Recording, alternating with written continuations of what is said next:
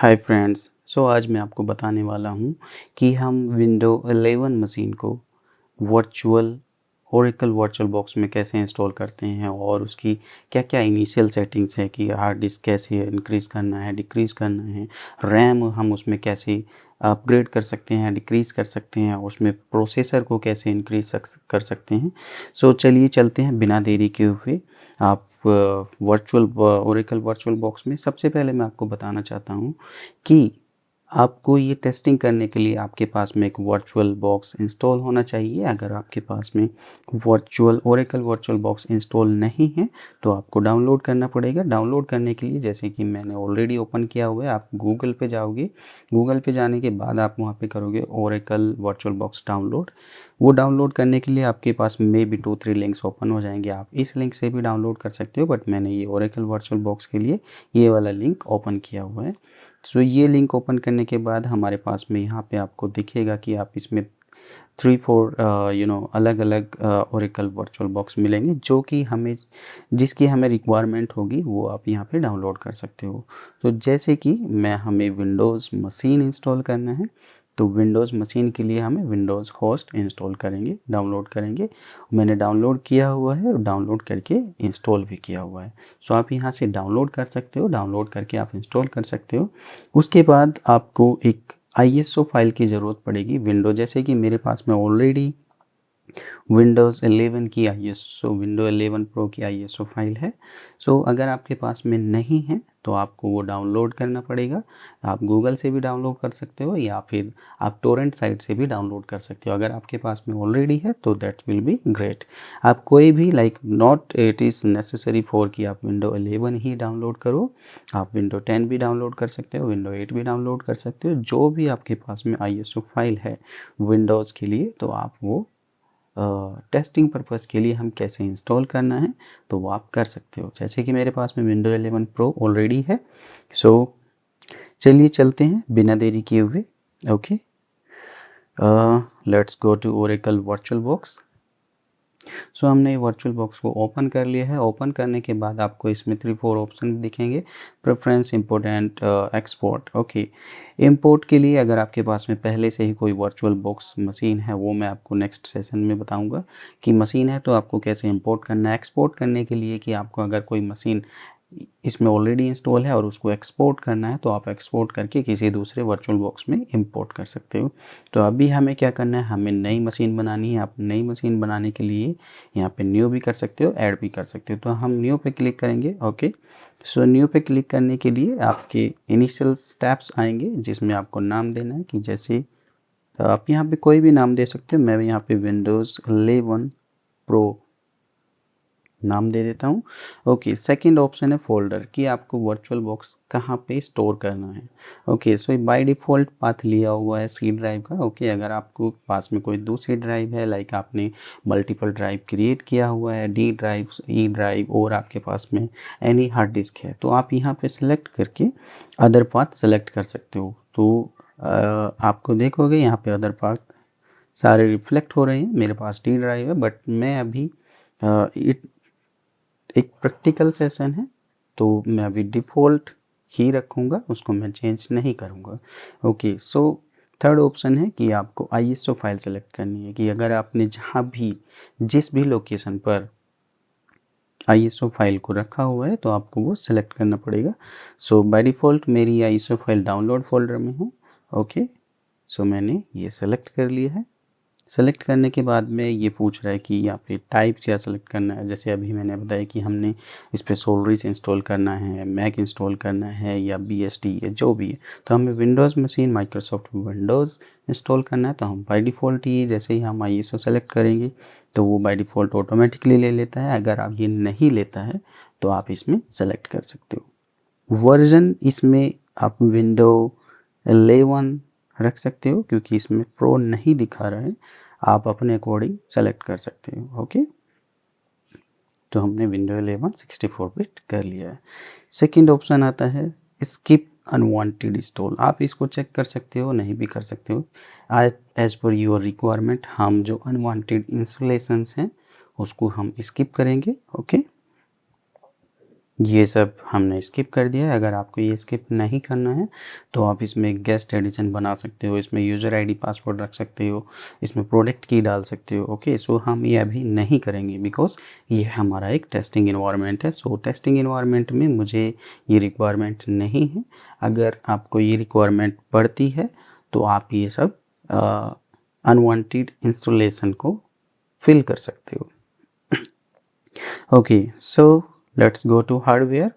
सो third point hardware का है, जिसमें हमारा आता है मेमोरी और प्रोसेसर के लिए। ओके, सो बाय डिफ़ॉल्ट इसने 4 GB रैम लिया हुआ है। सो आपकी रिक्वायरमेंट के अकॉर्डिंग इसमें रैम कितना रखना है, आपको प्रोसेसर कितना रखना है।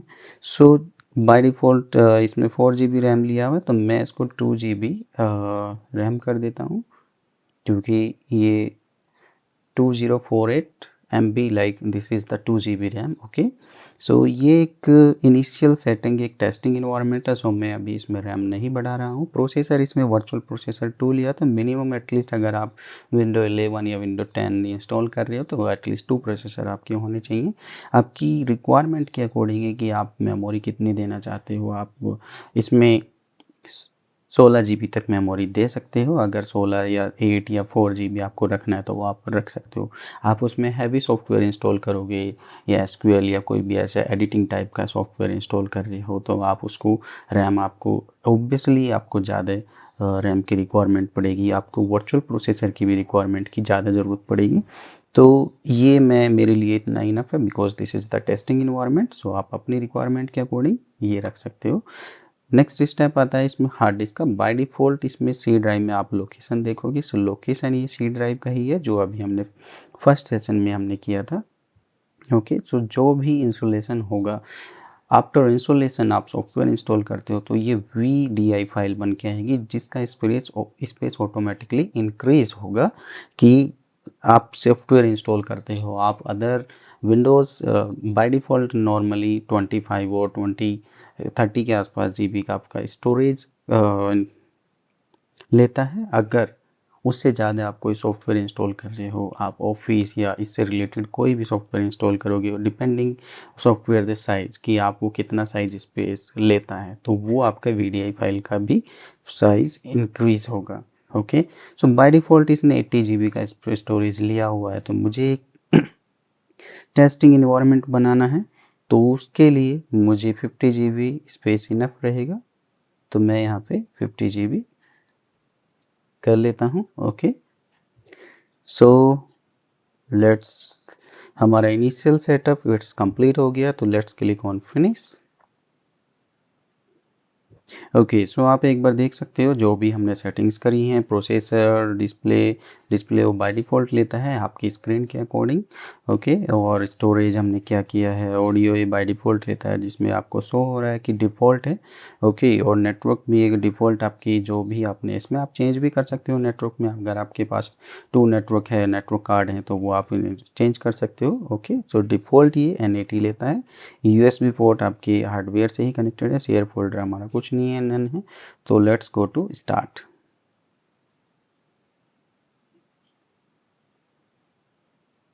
सो विंडो 11 स्टार्ट हो रहा है। हमने अभी जैसे कि इनिशियल सेटिंग कर दिया है, वो स्टार्ट होगा। स्टार्ट होने के बाद वो विंडो 11 इंस्टॉलेशन स्टार्ट करेगा। ओके, जैसे कि आप देख रहे हो कि विंडो 11 प्रो रनिंग शो हो रहा है कि जिसमें इंस्टॉलेशन वो स्टार्ट करने वाला है। Okay, so it will take some time to installing, so let's wait for a while. Okay,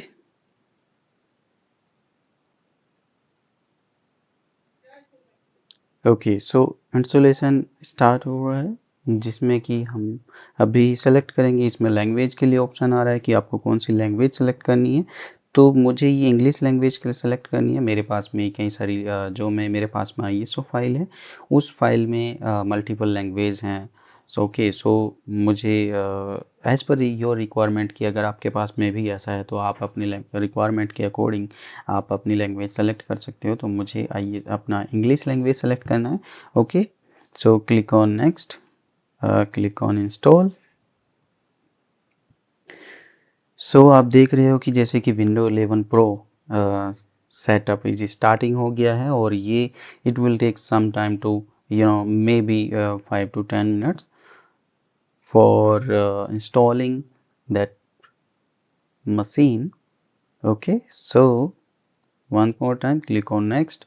There is initial setting for आपने किया ही होगा, और नहीं किया तो आप एक बार देख सकते हो कि जैसे हम कैसे कर सकते हैं। मुझे कोई दूसरा ड्राइव नहीं बनाना है, तो बाय डिफ़ॉल्ट जो मैंने स्टोरेज दिया था वो शो हो रहा है यहाँ पे, तो मैं उसको सेलेक्ट करूँगा, then click on next. Next करते ही ये बाय डिफ़ॉल्ट ऑटोमेटिक जो अनएलोकेटेड स्पेस है वो सी ड्राइव में कन्वर्ट हो जाएगा। अगर आपको उसमें मल्टीपल ड्राइव बनानी है, आपको ओरेकल वर्चुअल बॉक्स में 2 या 3 या 4, तो आपके पास स्टोरेज ज़्यादा होनी चाहिए। बाय डिफ़ॉल्ट आपको एटलीस्ट 50 GB सी ड्राइव के लिए रखना होगा, और अगर उससे ज़्यादा आपके पास में स्टोरेज है और आपको अलग से भी ड्राइव बनानी है तो आप ड्राइव बना सकते हो। ड्राइव बनाने के लिए आपको पास स्टोरेज होनी चाहिए, स्टोरेज के बाद आप उसमें मल्टीपल स्पेस बना सकते हो। सो जैसे कि आप देख रहे हो यहाँ पे इंस्टॉलेशन स्टार्ट हो रहा है। सो ये कुछ टाइम लेगा इंस्टॉल होने के लिए, तो तब तक मैं ये वीडियो पॉज कर देता हूँ। जैसे ही ये इंस्टॉल होगा मैं स्टार्ट करूँगा फिर से कि वो कैसे आगे के स्टेप्स हम प्रोसेस कर सकते हैं। तो लेट्स वेट फॉर एटलीस्ट 1%। सो जैसे कि आप देख रहे हो इंस्टॉलेशन स्टार्ट हो गया है 1%। ओके, सो मैं अभी वीडियो को पॉज कर देता हूँ कि तब तक ये 100% नहीं होता। ओके, सो जैसे ही 100% होगा हम फिर से स्टार्ट करेंगे, because it will be take maybe कुछ समय लेगा, मे बी 10 मिनट या 15 मिनट इंस्टॉल कंप्लीट होने के लिए, और बाकी कुछ इनिशियल सेटिंग्स के लिए मैं जैसे ही इंस्टॉल होने के बाद हम फिर से स्टार्ट करेंगे। ओके, सो तब तक के लिए मैं वीडियो पॉज करता हूँ। Thank you. Okay, okay, so let's go to start. हमारी virtual machine window 10 11 pro install हो चुकी है, सो हम जो बाकी इनिशियल सेटअप है वो अभी स्टार्ट करते हैं। So let's select the language, click on yes. सो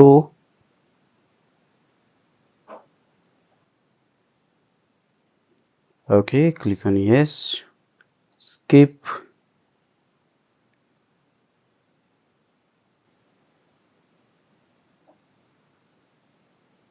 सो ये अपडेट्स चेक कर रहे हैं। Okay, because that will also taking some time to checking initial setups, everything is good for the Windows 11 machine, and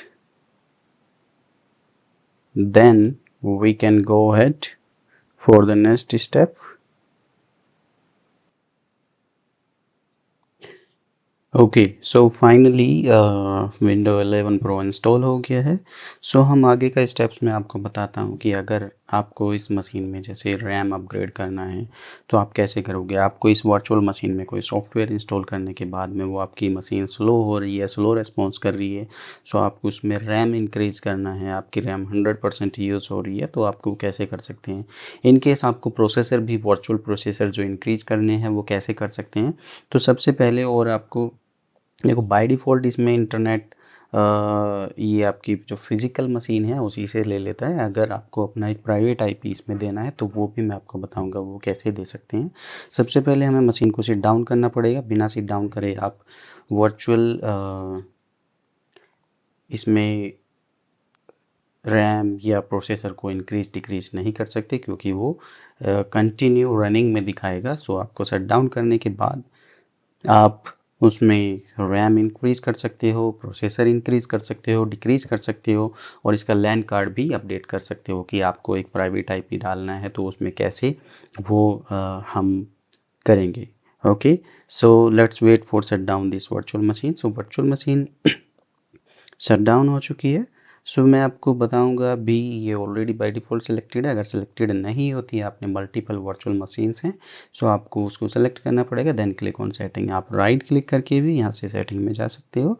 okay, जो हमने machine का इस this window 11 pro virtual machine का settings open कर लिया है। Okay, so first option general आता है। जनरल में आप ये लोकेशन वगैरह ये सब चीज़ें चेक कर सकते हो।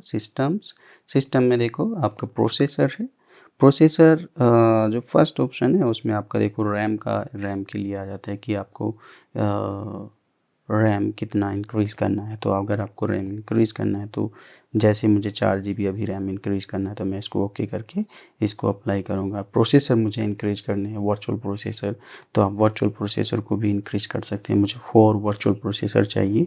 ओके, सो ये तभी आप पॉसिबल है कि आप इसको वर्चुअल मशीन को स्टॉप करके उसके बाद ही वो इंक्रीज़ कर सकते हो। ओके, आप क्लिक करोगे तो वर्चुअल प्रोसेसर बढ़ जाएंगे। ओके, इंक्रीज़ हो जाएंगे, रैम भी आपकी इंक्रीज़ हो जाएगी।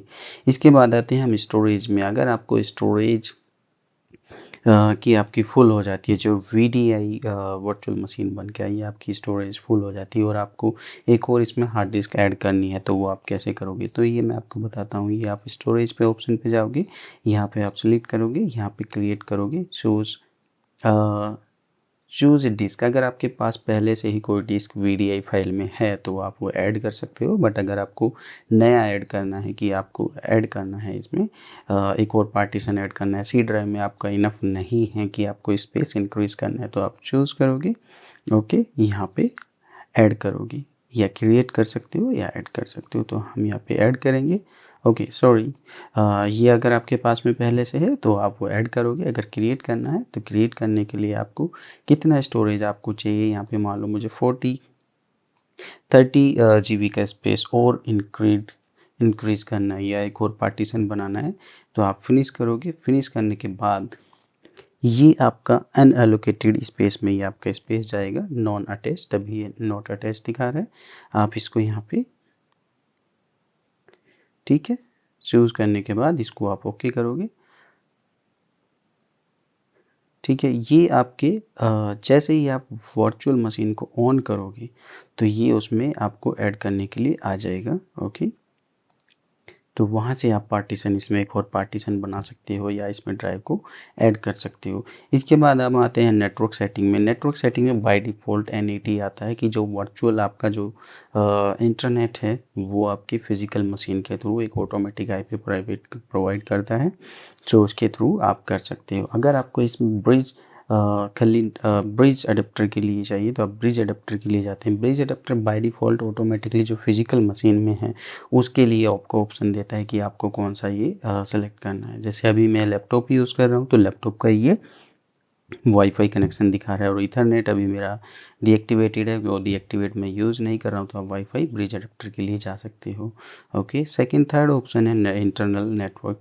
इंटरनल नेटवर्क के लिए आपको इसमें एक इंटरनल नेटवर्क है कि ये आपको एक IP प्रोवाइड करने के लिए बोलेगा, कि जो कि आप इंटरनली जो आपको कम्युनिकेट नहीं कर पाएगा।